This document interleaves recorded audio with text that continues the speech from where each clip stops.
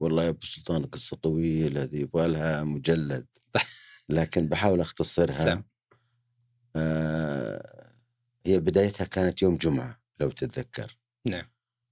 كنا في استراحة، اتصل بي المرحوم الله يرحمه أستاذنا وقائدنا كان اللي هو كتاب، قال أبغاك في الحال في مهمة في اليمن، ومر المستشفى وخذ أي شيء تبغاه. طبعا رحت على طول من العزيمة اللي احنا فيها، ما تدري شو الموضوع يعني ما يبغى لها ذكاء لما اليمن والأخبار كلها تتكلم عن تفجير يعني وحروق، أنه أصيب وأنا جراح، يعني هذا جزء من تخصصي في التوقع يعني. بس لا أبد ما كنت أعرف. فحتى رحت المستشفى قابلت بعض الأطباء وأخذتهم معي، قلتهم يلا وين؟ قالوا أبد معك على طول والله ولا شاور. ولما ركبنا الطيارة اتصل باللي هو كتاب الله يرحمه وقال لي المهمة. كنت متوقع طبعا زي ما قلت لك. نعم.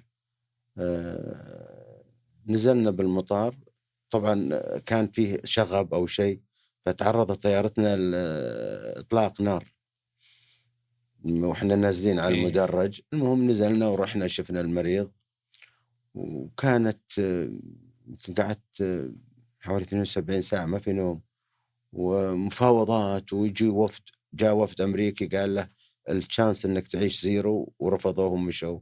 جاء كمية وفود، هم نفس الشيء، أطباء ومن جنسيات مختلفة. يعرضون أنه هم ممكن يسوون العمليات. فبعضهم قال لا هو كان حوالي 70% وحروق انها يعني في الحنجرة والرئة. ففعلا يعني أنا كنت أشوف أن الشانس أنه يعيش طبيا مرة ضئيلة. فكانت التوجيهات أن نحاول نقدم اللي نقدر عليه داخل اليمن. مريت المستشفيات اللي في اليمن في صنعاء ما في شيء أبد. فبلغت المسؤولين عندنا أنه الشانس أنه يعيش زيرو في اليمن.